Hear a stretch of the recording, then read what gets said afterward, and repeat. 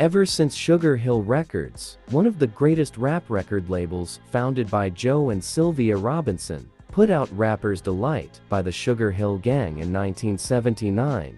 Hip-hop has evolved to become a commercial force in the music industry. Over the years, a new crop of record labels, all focused on dope hip-hop music, would emerge.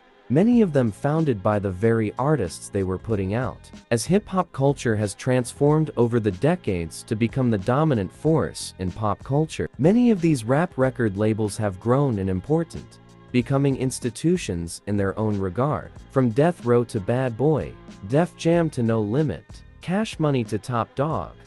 Here are the top 15 greatest rap record labels of all time. Founded in 2004 by Kanye West, shortly after he dropped The College Dropout, good music has long been a shining beacon for artists outside of your usual gangster rap tropes. Boasting an eclectic roster of lyricists, hitmakers, singers, and trappers, Good has always had a little something for all rap fans. An independent record label based in Lee's Summit, Missouri, Strange Music has been the primary platform for artists who may not naturally fit in anywhere else. Founded by Tech Nine and Travis in 1999, the label has released countless tech albums, as well as projects from rappers like Murs, home to legendary Yonkers artists like DMX and The Lox. Ruff Ryders has been around putting out hardcore street music since the late 80s. While Puffy was out on luxury yachts pouring champagne by the bucket, the Ruff Ryders crew was keeping it grimy all the way. In one of the greatest years for hip-hop,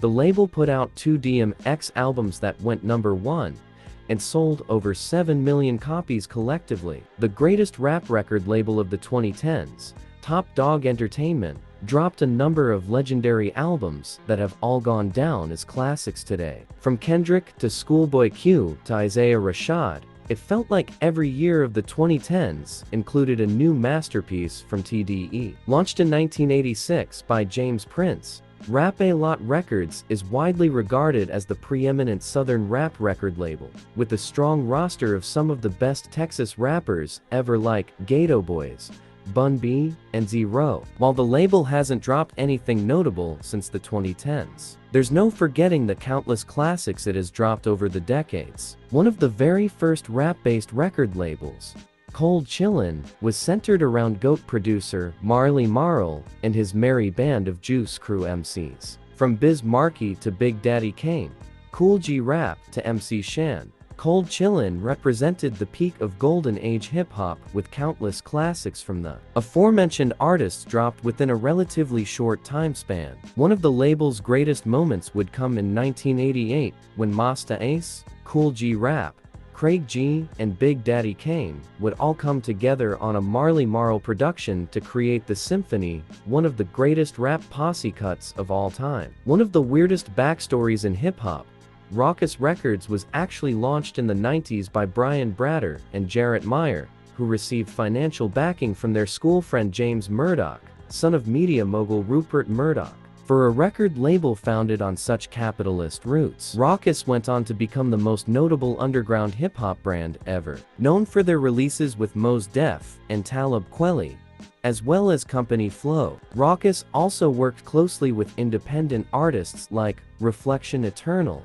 Common, Pharoah Monch, and Eminem way back in the day. At its peak during the 2000s, there was no other record label touching RocA-Fella, besides maybe the Aftermath, Shady and G-Unit juggernaut. From the label's early independent days in the 90s to topping the Billboard charts on a regular basis, to finally shutting down in 2013, RocA-Fella was known for its hard-hitting yet soulful sound courtesy of production wizards like the Heatmakers, Kanye West, Just Blaze, and Bink. Here's a fun fact for all you hip-hop heads. No Limit Records actually founded by Master P as a record store called No Limit Record Shop in Richmond, California, after spending years learning how to hustle in the music business and opening up for acts like Spice One.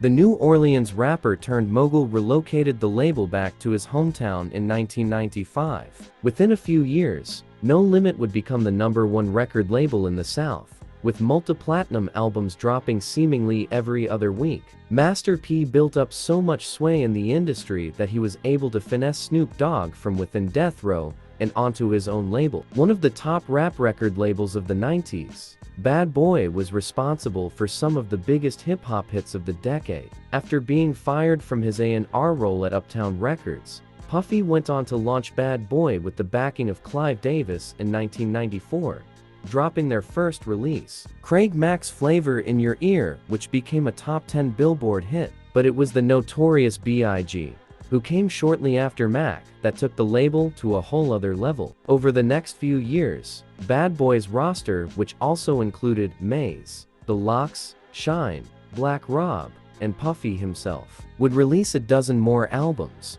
most of which quickly went platinum or multi-platinum. Founded in 1991 by Steve Rifkind and Rich Isaacson, Loud Records was a label that wasn't afraid to take chances on rap acts, boasting an eclectic roster of artists over the years that spanned from coast to coast. Loud was home to some of the most legendary releases of the 90s. Whether it was Wu-Tang Clan and Mobb Deep or Xzibit and 3 6 Mafia, Steve Rifkin's only bias to music was that it had to be dope. Dr. Dre's third record label, after Ruthless Records and Death Row Records, is also his greatest legacy. While he may have dropped game-changing classics with n.w.a. and as part of Death Row, it was with Aftermath that Dre had the biggest impact on the rap game. Aside from dropping the defining West Coast album 2001, Aftermath was also home to some of the most influential and greatest rappers of all time, from Eminem to 50 Cent, Kendrick Lamar to The Game. Almost 30 years since it first launched, Aftermath is still in the mix today, with acclaimed albums from Anderson and Kendrick dropping recently. If you count Cash Money's hot run from beginning with Juvenile's 400 Degrees, released in 1998, and you cap it at Drake's Scorpion, dropped in 2018, that's 2 decades of non-stop domination from the New Orleans via Miami record label, the only other rap label that could match Cash Money's success over that amount of time is Def Jam. During its peak years when it was home to Lil Wayne, Drake, and Nicki Minaj, it felt like there was nothing that could stop the Cash Money or Young Money machine. When a young Rick Rubin and Russell Simmons decided to launch Def Jam Recordings at their New York University dorm room, they had no idea that they were starting what would later become the most important hip-hop record label in history. Ever since dropping their very first releases, T-La Rock and Jazzy J's It's Yours, LL Cool J's I Need a Beat, and the Beastie Boys' Rock Hard in 1984, Def Jam has been home to some of the most important hip-hop artists of all time, from EPMD, Redman, and Onyx to Jay-Z, DMX, and Kanye West. The number of notable rappers who have dropped classics with Def Jam is simply monumental. Def Jam began as a maverick independent label inspired by downtown New York City's vibrant street culture and the emerging sound of hip-hop, pioneered by iconic stars like LL Cool J, Slick Rick, the Beastie Boys, and Public Enemy. Over the following 2 decades, Def Jam established its dominance with superstar acts like Jay-Z, DMX, Ja Rule, and Redman, and the inimitable Kanye West. Now in its 4th decade, Def Jam's music and lifestyle has grown into a global brand synonymous with creativity, quality, and authenticity, encompassing a diverse roster of emerging stars like Vince Staples, Big Sean, YG, 2 Chainz, Dave East, and among others. Today, Def Jam has reaffirmed its passion for and commitment to hip-hop culture, and has expanded its global brand reach to become the most followed major label on all major social media platforms. Death Row Records' downfall may have been as rapid as their rise, but during their peak years, there was simply no denying that they were the greatest hip-hop record label of all time. Founded in 1991 by Dr. Dre,